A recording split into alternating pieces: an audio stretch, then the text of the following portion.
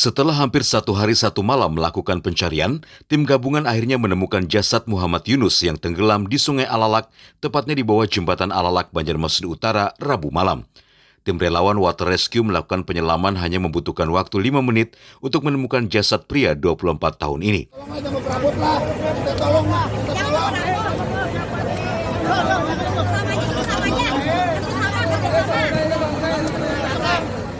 Jasad sendiri ditemukan sekitar 500 meter dari lokasi korban tercebur dengan kedalaman 30 meter dari dasar sungai. Alhamdulillah, saksi tenggelam terakhirnya kami tahu. Ada yang menjelaskan titik nolnya dan memudahkan kami pencarian.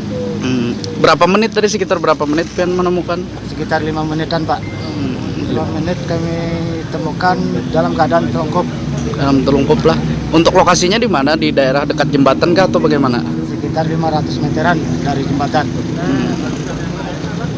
Dari titik dia berjebur malah? Dari titik dia berjebur. Sekitar 500 meteran. Jadi memang menyelam tadi lah Bobon pian. Ya, menyelam. Kedalaman menyelamnya itu seperti berapa meter? Sekitar ya kurang lebih 40 meteran lah. Kadang kan harus sudah pasang lah. Memang lebih enak itu pas pasang air kah kalau untuk pencarian sendiri? Kalau pencarian tuh enaknya banyu tenang, Pak.